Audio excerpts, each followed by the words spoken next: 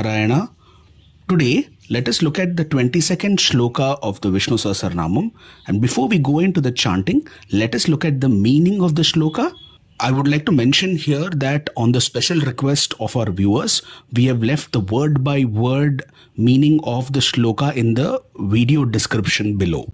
The shloka says, I bow down to Lord Mahavishnu, who's the source of all power, the greatest Lord who manifests in different forms and destroys all demons. Vishnam Jishnam Mahavishnam Prabhavishnam Maheshwaram Anekarupa Daityantam Namami Purushottamam.